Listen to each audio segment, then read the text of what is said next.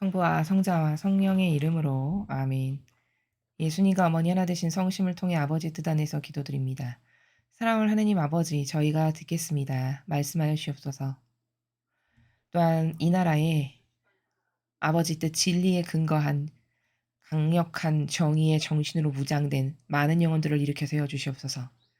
그들이 아버지 뜻에 완전히 충직하여 아버지께서 그들을 통해 이 대한민국을 새롭게 건국하여 주시옵기를 간곡한 갈망으로 청원드립니다. 어서 빨리 아버지의 뜻이 이 나라를 군림하시고 통치하시고 지배하시옵소서. 이 모든 기도 우리 주 예수 그리스도의 이름으로 기도드리나이다. 아멘. 성부와 성자와 성령의 이름으로 아멘. 안녕하십니까. 하나님의 뜻성교의 피아수녀입니다. 오늘도 여러분들과 함께 성경 말씀을 통해서 하느님 아버지께서 가르쳐 주시는 진리의 세계에 대해서 그 고결하고 아름다운 정신세계의 근간에 대해서 함께 학습해 보도록 하겠습니다. 2021년 8월 20일 금요일입니다. 제1독서 룻기 1장 1절, 3절에서 6절, 14절에서 16절, 22절까지 말씀입니다. 판관들이 다스리던 시대에 나라에 기근이 든 일이 있었다. 그래서 유다 베들레헴에 살던 한 사람이 모압 지방에서 나그네 살이를 하려고 아내 나오미와 두 아들과 함께 길을 떠났다. 그러다가 나오미의 남편 엘리멜렉이 죽어서 나오미와 두 아들만 남게 되었다. 이들은 모압 여자들을 아내로 맞아들였는데 한 여자의 이름은 오르파이고 다른 여자의 이름은 룻이었다. 그들은 거기서 10년쯤 살았다.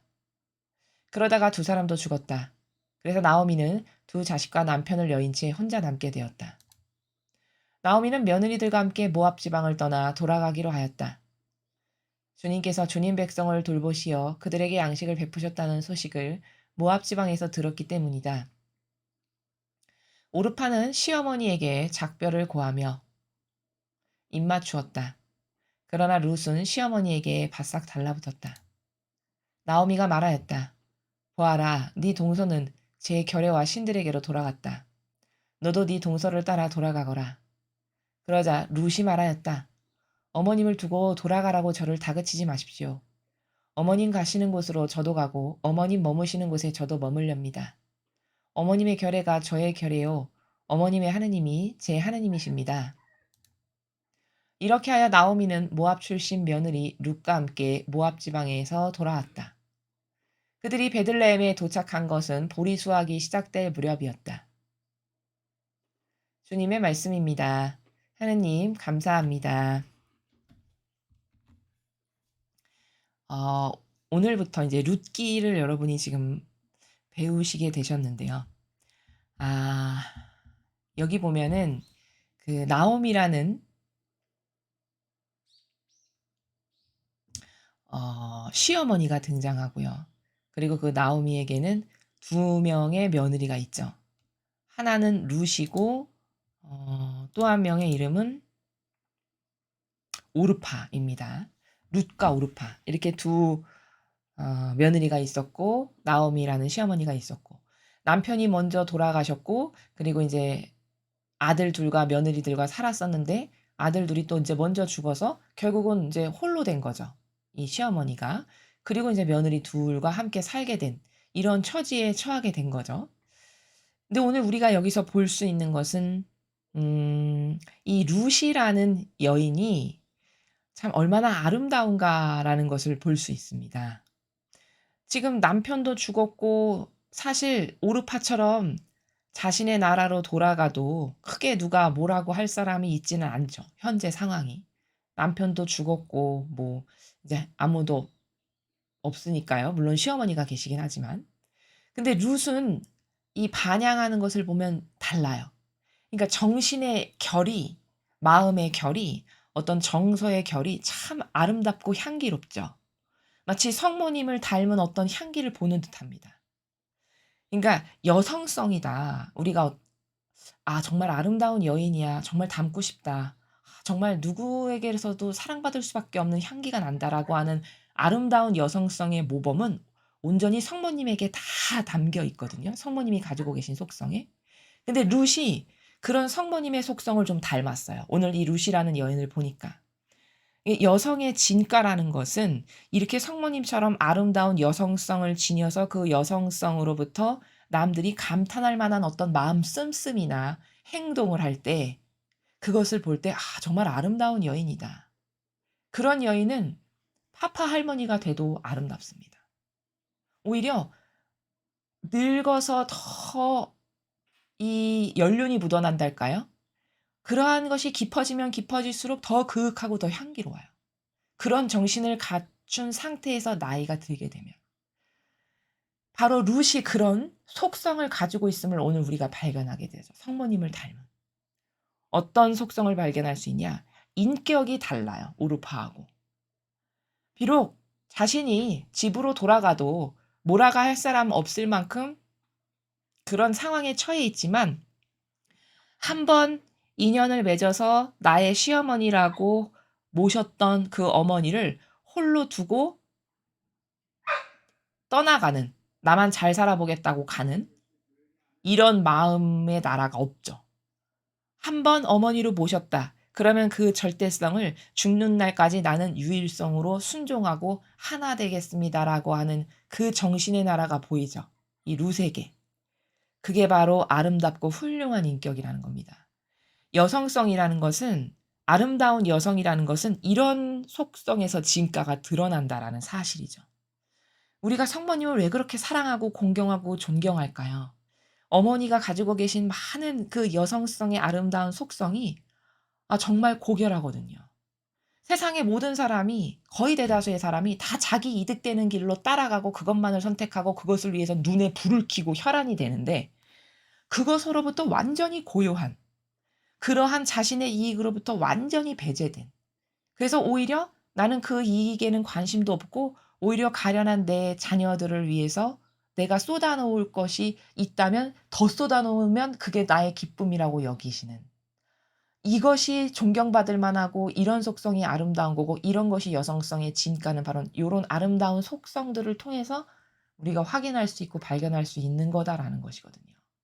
오늘 룻을 보면은 정말 진짜 아름답다 이 여인은. 진짜 사랑받을 만하다. 그리고 복받을 만하다. 하느님이 저런 자세라면 복을 주실 수밖에 없겠다. 그러니까 이런 게 있어요. 세상은 임기응변이라고 해야 될까요? 이렇게 눈에 보이는 걸로 대강 남을 속여서 어떻게 이득을 취하고 모면에서 살아가는 것이 구현이 될지 모르겠지만 영적인 세계에서는 그게 불가능해요. 그러니까 어리석은 사람을 속이는 거는 그래서 사람 속여서 부자가 되면서 어 거짓말하고 도둑질해서 잘 사는 게 세상에서는 가능할지 모르겠으나 천상의 아버지께서 주시는 복은 그런 것에 기인하는 것이 단 하나도 없어요. 다 사실적이고 실제적이고 구체적이고 리얼한 희생이나 고통이나 이런 아름다운 속성들을 통해서 아버지께 입증이 다 돼야만 돼요. 그래야만 그 입증에 걸맞는 것을 얘는 요런 축복으로 요런 축복으로 요런 축복으로 요런 축복으로 이렇게 아버지께서 주시는 것이거든요.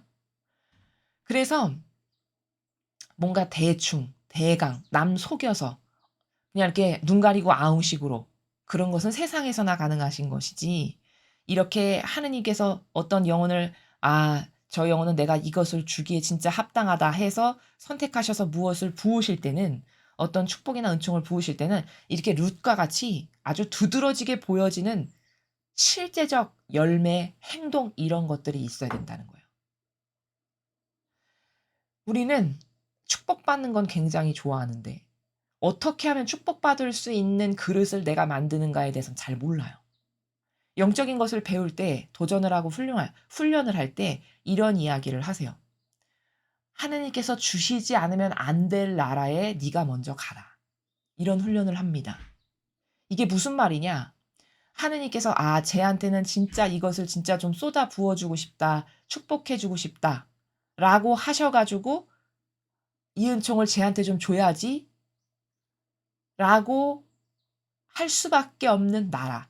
그게 어떤 나라냐면 예를 들면 성모님께서 나는 저주받은 자들의 그들보다 더 발밑에 가서 살아가신다라고 하는 바로 이런 정신세계와 같은 거. 혹은 피앗의 정신으로 매 순간을 사시는 이런 나라라든지.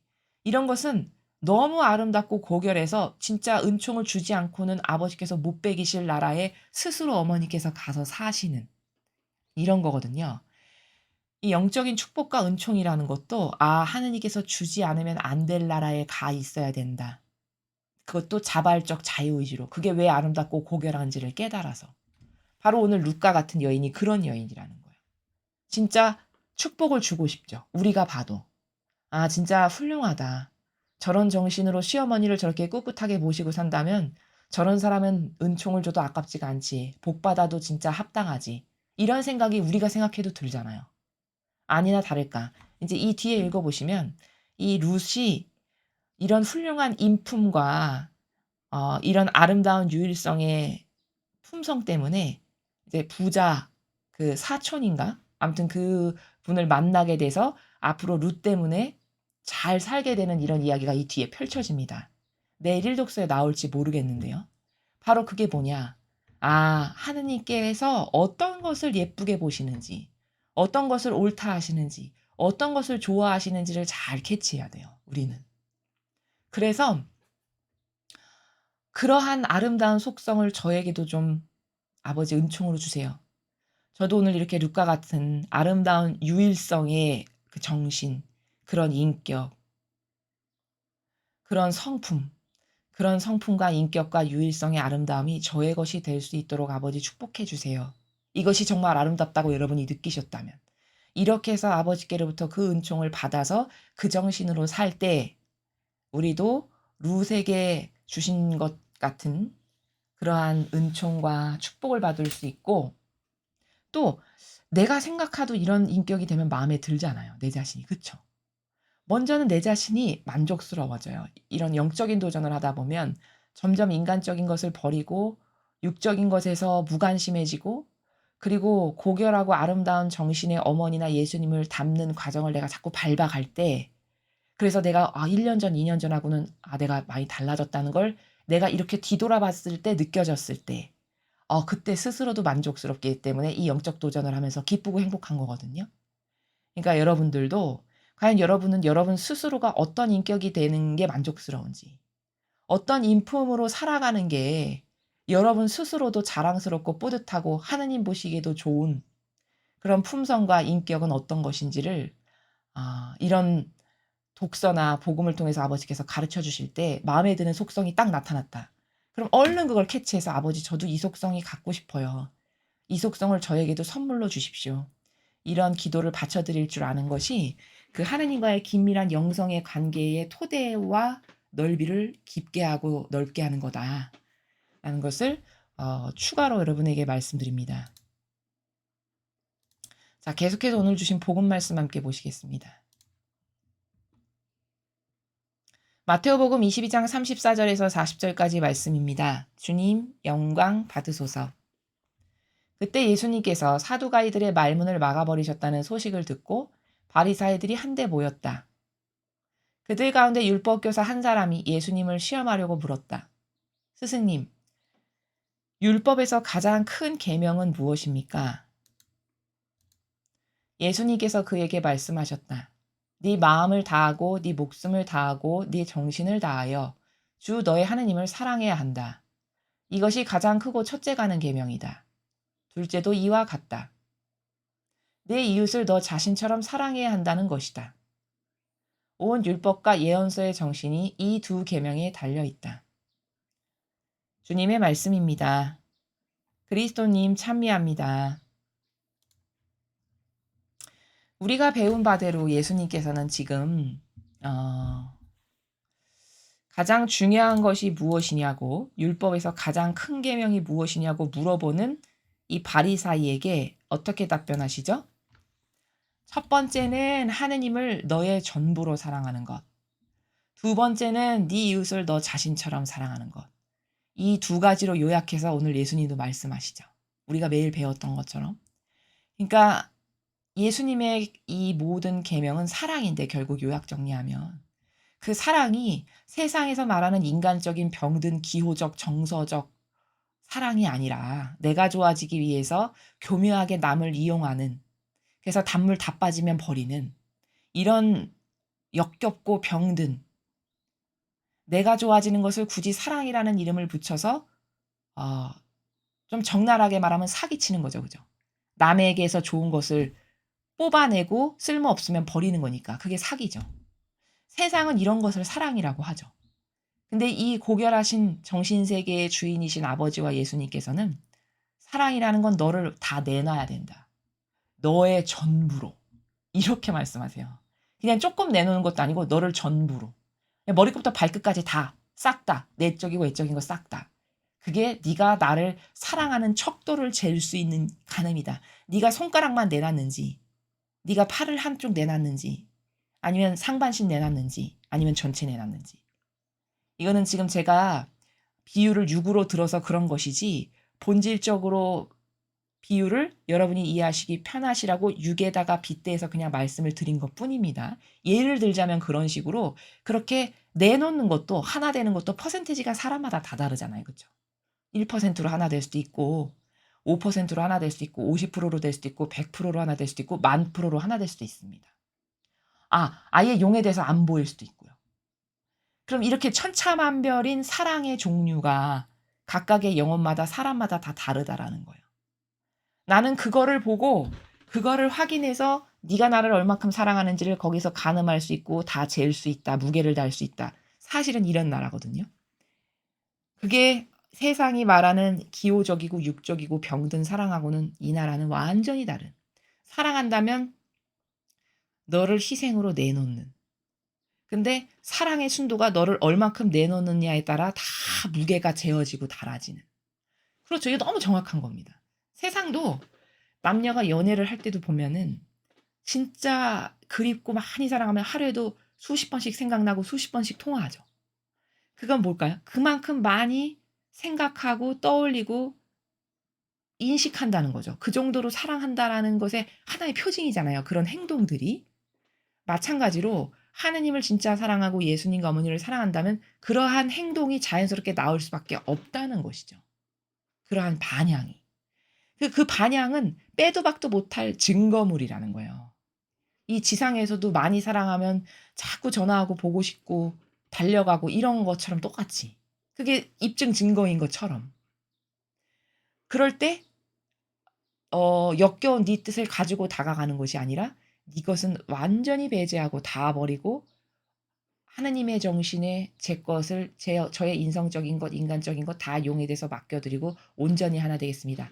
이렇게 다가가는지 아니면 내 걸 가지고 다가가는지 이런 천차만별의 모든 것은 그의 반향이나 행동이나 행위의 열매들을 통해서 다 무게에 달아서 아버지는 다 재신다는 그런 사랑의 나라라는 것을 우리가 알 수 있고요.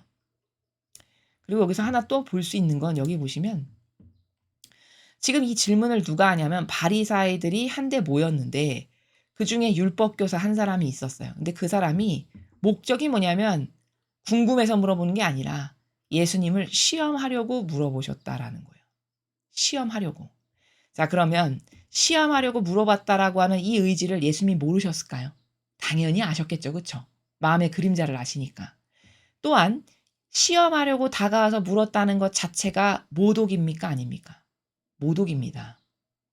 모욕하는 행위예요. 모욕. 모욕하는 행위를 이 율법교사가 지금 예수님께 했어요. 근데 그 모욕하는 행위를 예수님께서 어떻게 받아주시는가를 우리가 보는데 순순히 답변을 다 해주세요. 이렇게 쭉. 자기에게 모욕하려고 다가온 영혼에게.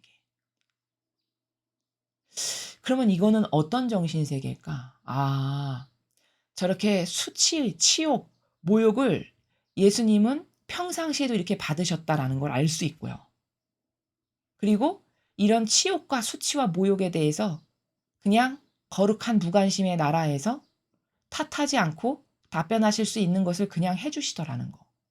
이가 예쁘거나 이 율법학자가 똑바로 반영을 하거나 잘 돼 있어서 답변을 하시는 게 아니에요. 이가 마귀 짓을 하는 도구 역할을 한다는 걸 이미 아시지만 그럼에도 불구하고 이 모욕과 수치를 그냥 묵묵히 인내하시고 감수하시면서 마치 배상보속하시는 마음의 나라에서 이 영혼에게 그냥 할 바에 답변을 하시는 이런 예수님의 정신을 우리가 또한 보고 배우고 본받아야 된다라는 사실이죠. 그리고 사람이 착각하기 쉬운 것은 평상시에 예수님이 이렇게 막 십자가에 못 박히시고 이런 치열한 순환 과정이 아닌 일상생활에서는 평탄하게 지내셨다라고 우리가 생각하기 쉬운데 여기를 보니까 시험하려고 다가왔다라고 분명히 돼 있잖아요. 그렇죠? 그럼 시험하려고 다가온 것 자체가 이분의 신성에 모욕을 드리는 행위입니다. 죄악을 이미 저지르고 있는 거고 이 사람은 예수님은 그 모욕 행위를 지금 받고 계신 거예요. 근데 사람의 눈에는 이게 모욕인지 잘 모르고 안 보인다는 사실이죠. 이렇게 시시때때로 모욕과 치욕과 수치를 예수님께서는 다 받으셨다라는 사실을 또한 여기서 확인할 수 있다. 이 말씀을 덧붙여서 드립니다. 자, 오늘 복음에서는 모욕과 치욕을 주려고 다가온 영혼을 예수님께서 어떤 나라의 행간에서 대하시는지를 봤고, 우리도 예수님께서 이런 모욕과 치욕과 수치의 거룩한 무관심으로 응대하시는 것을 우리도 배우고 그런 정신세계를 함양하고 키워야 된다는 사실과 또 계명은 두 가지의 정신으로 요약되는데 하느님에 대한 사랑과 이웃에 대한 사랑. 그 사랑은 세상의 병든 기호적 내가 좋아지기 위해서 남을 활용하고 이용하는 그걸 사랑이라고 말하는 것이 아니라 이 나라에서는 나를 전부로 내놓는 순도가 과연 어떠한가에 대해서 그 사랑의 정도가 측정이 되는 이런 나라다라는 걸 알 수 있고요. 일독서 룻기를 통해서는 이 룻의 정말 절대성에게 완전히 속하는 아름다운 유일성의 여성성. 그리고 끝까지 그 신의를 저버리지 않으려고 하는, 끝까지 진실하려고 하는, 자신이 한번 속해서 사랑하고 모셨던 어머니를 신의를 지키고 끝까지 진실성을 지키려고 하는 이 아름다운 여성성을 보고 하느님께서 진짜 복 주지 않을 수 없는 은총을 받을 자리에서 살아간다라는 것은 이런 자세와 정신의 세계구나. 은총 주지 않고는 못 베길 나라. 하느님께서 보셨을 때 축복을 주지 않고서는 도저히 안 되겠다라고 여기실 수밖에 없는 나라가 오늘 룻과 같은 여인이 살아가는 나라가 바로 그러합니다. 그래서 많은 여성분들은 이러한 여성성을 배워야 돼요. 여성은. 오늘 룻과 같은 이런 진실성, 이런 신의를 끝까지 지키는 이런 아름다운 여성성. 그래서 그 절대성에게 끝까지 온전하게 속하려고 하는 이 아름다운 유일성의 정신. 이게 여성성의 극치인데 이것을 더 키우고 함양하면 이게 여성성의 극치인데 요즘 세상은 이런 것으로 아름다운 자신의 여성성을 가꾸는가 아니면 거칠애와 치장을 통해서 여성성을 가꾸는가. 후자죠, 후자. 그런 거칠애적인 것으로 가꾸는 것은 오히려 자칫 잘못하면은 빠져나올 수 없는 자아의 종으로 살아가는 일만 계속 반복될 뿐입니다. 아름다운 정신이 있어야 내면이 아름다워야 겉은 자동으로 아름다워지는 것이죠. 무엇을 마음과 정신에 담았느냐에 따라 그 영혼이 아름다운지 아니면 추악한지가 결정되는 것입니다. 우리가 진짜 아름다운 여성성을 지향한다면 성모님이 가지고 계셨던 다양한 정말 극도로 아름다웠던 어머니의 고결하신 가치관과 정신세계를 매일 주십사라고 청원드리는 것이 그것이 올바른 욕심이고 올바른 정신이다 라는 것을 여러분에게 말씀드립니다. 이상으로 2021년 8월 20일 금요일 복음에서를 마치겠습니다. 감사합니다.